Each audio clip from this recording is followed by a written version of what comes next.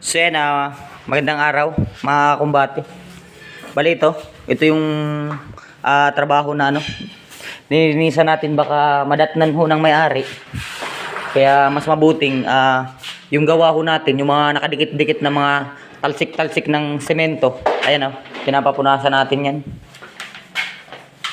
Saka ayan, winawalisan natin yung mga paligid para makuha natin yung saktong linis. Ayan. Bali lilinisan namin.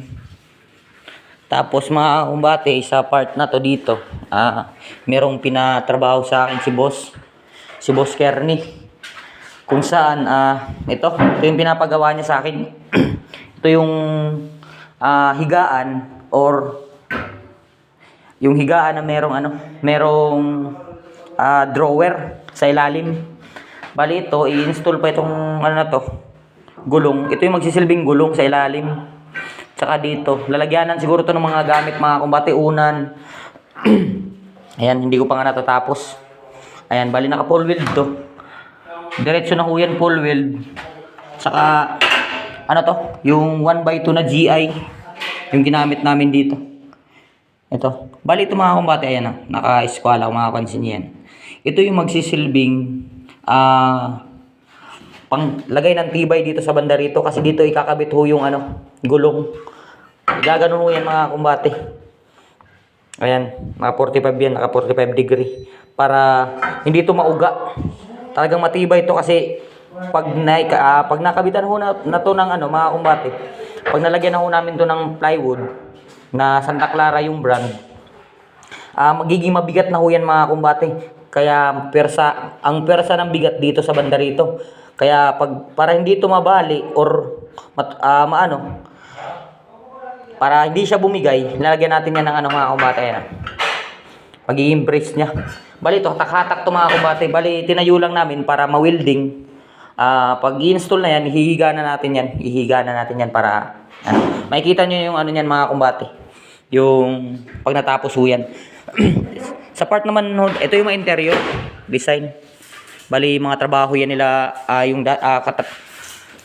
tauhan ni boss. Bali ito yung kahapon na ginawa namin. Ayan, ito yung merong deck dito, meron din higaan dito sa may part ng bandang itaas.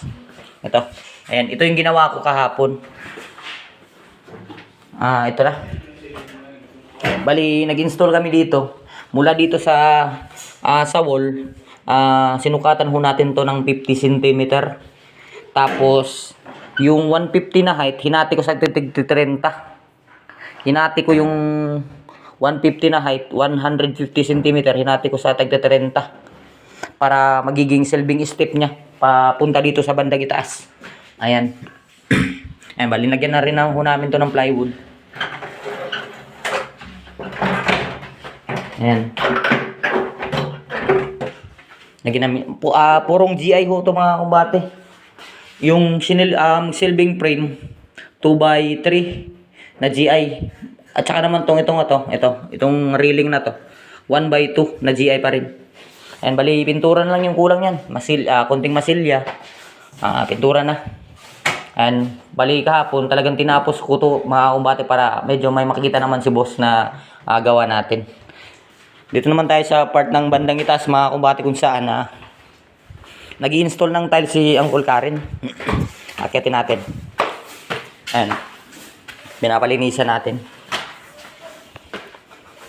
Ayan, bali itong tiles installation dito. Ayan, natapos na ho namin yan. Yung mga kwarto na ito, tapos na po. Ayan. Ito naman yung isang mga kumbate na ginawa ko nung nakaraan. Ito. Ganun din, pero ang kagandahan lang dun sa ibaba mga kumbate, kasi merong higaan. Bali dito, siguro yung computer siguro yung ilalagay dito sa bandang ilalim. Ganun din dito, ayan. Meron din siyang higaan sa ibabaw. And ganun din yung height nito, 150. Hinati ko rin sa 30-30. Bali meron siyang 4 na step. Ganun din yung materials na ginamit, 2x3. Tsaka yung railing 1x2.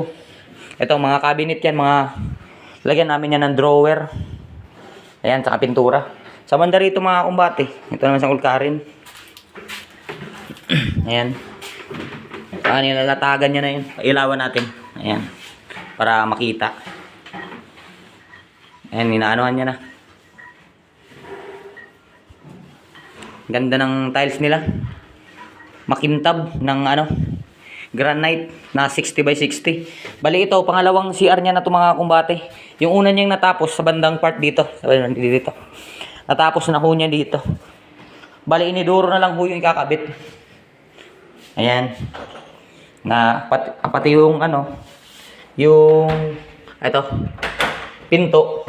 Bali lumang pinto to mga kumbate na binakbak namin. Saka binalik lang din namin.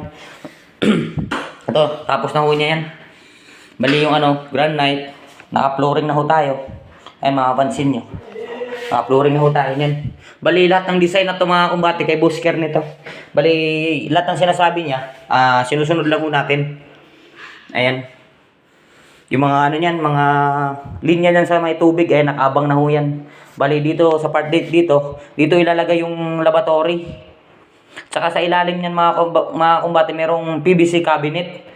Unique design na cabinet na tanging sa banyo lang siya kinakabit mga kumbate. Ito naman yung kinakabitan ng PD. Kinakabitan ho yan ng PD. Tsaka, yan, kinakabitan ng PD. Ito yung tinatawag na hot and cold. Bali shower ho yan mga kumbate, hot and cold yan. Ayan. So, ganun lang. Ganun lang ho yan kasimple yung mga trabaho. Ayan, bali, re-retouch namin to ng pintura, lahat-lahat na to. Tsaka iniintay pa namin yung tiles para dito sa stairs natin. So hanggang doon lang muna. Maraming salamat.